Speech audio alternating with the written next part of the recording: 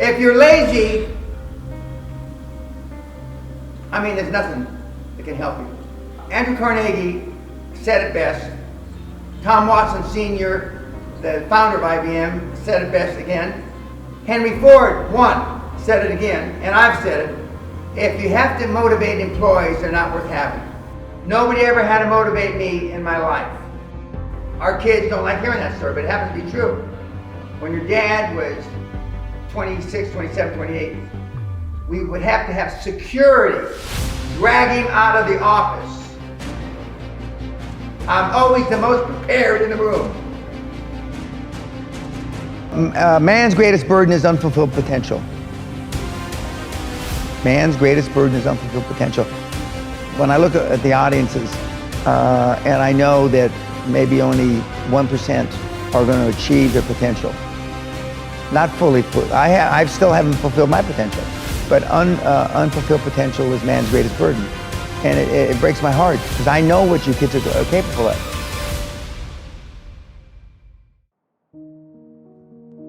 What advice can you give someone who is starting a company and wants to be a self-made millionaire like you? Okay, easy. Number one, you want to be in a business where there's big margins, big gross margins. Not, for example, retail, forget about it. Restaurants, forget about it. Things that you want big margins. Unfortunately, in my opinion, most internet businesses have big margins. That's why you flock to it, the net. You see guys like Zuckerberg, multi-billionaire. First of all, you want between 20 and 40% gross margins. So even if you mismanage it, you'll come out with a decent net margin. Number two, if you're not first, you have to be different. What I see kids doing is just replicating the same business idea over and over again. So if you're not first, you've got to be different. How are you different? Well, who's your market? Do you really understand who your market is? The best and easiest way to become wealthy, not overnight, but in a short period of time, is to come up with an idea that nobody's come up with. And unfortunately, most ideas have already been explored. You're not going to invent steel. You're not going to invent rubber. You're not going to invent the wheel. You're not going to have, none of these things. Right now, there's more money than you'd think being made in green, but there's little niches. I would look at government contracts, because unfortunately, the Canadian government, the US government, the British government doesn't have a level of expertise that you have to bid on government contracts. There are 3 million contracts daily being let in the Canadian government. There's 10 million contracts daily in the US government. So how can I bid, you're asking yourself, when I don't know anything? You go find a joint venture partner. A joint venture partner has no downside taking you on as a joint venture partner, minority partner, if you do all the work and they get the business. And that's how you get your foot in the door. See, I know in 5 minutes whether I should fire you. Sometimes you have 2 times to make a first impression, kids. Once, when I look at you. 2, when you open your mouth. And if both of those impressions are bad, I know the chances of it getting better are next to 0. So, we made a mistake. I know I hired you. I'll give you 6 months severance pay. It's my first day at work, Mr. Pena.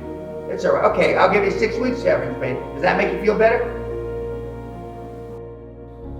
Most kids think they go to a 3-day seminar in Montreal that it's going to be the end-all, be-all, and they're going to turn that $3,000 or $1,800 into millions. That's just not true. Okay, you don't have to come from something, but you have to have belief in yourself. Most of the millennials don't believe in themselves. They act like victims. That's the real, it's the foundation of all wealth, unless you inherit it. It's self-esteem. And most kids didn't have it even then, and less kids have it now, which is a sad commentary on where we are in society. Well, now, you got Zuckerberg, and you got all kinds of kids that are making money. The internet is the new oil. Bitcoin, which I'm not a proponent of, and there's a lot of other vehicles than there was 40 years ago when I did it. But I believe that the kids that have believe in themselves. That's what it starts with.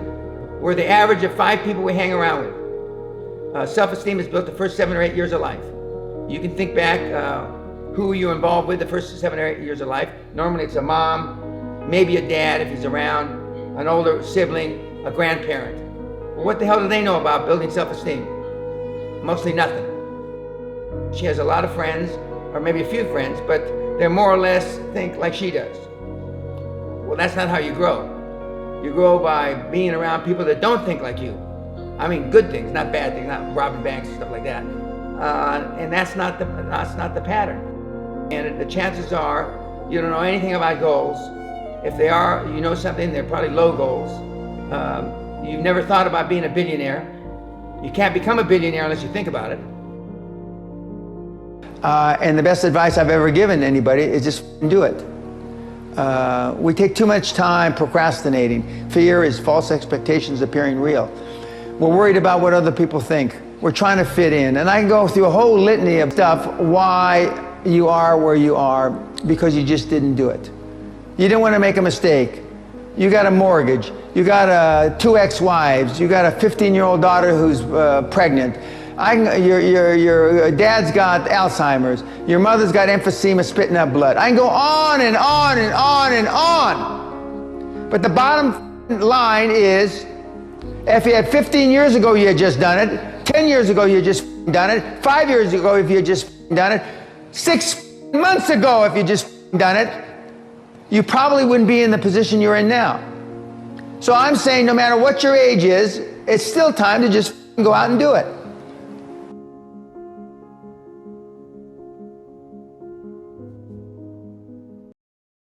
Thank you. I mean, thanks so much for joining us, Dan. Well, I haven't had so much fun. I haven't had so much fun since the hogs ate my baby brother. Okay. now see, they don't even laugh, Cat. Even you can't laugh, Cat. And you're Asian. I haven't had so much fun. You got me to there, right? Since the hogs, the pigs, rooting around, ate my baby brother. Killed my baby brother. Jesus Christ. Is that true? Huh? That actually happened?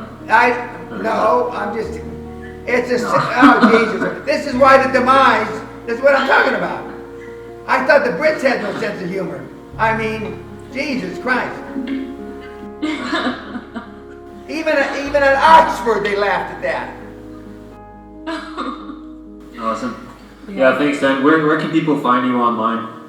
danpena.co.uk. Yeah. Okay. YouTube, And Instagram. as I say on, subscribe to my YouTube meathead.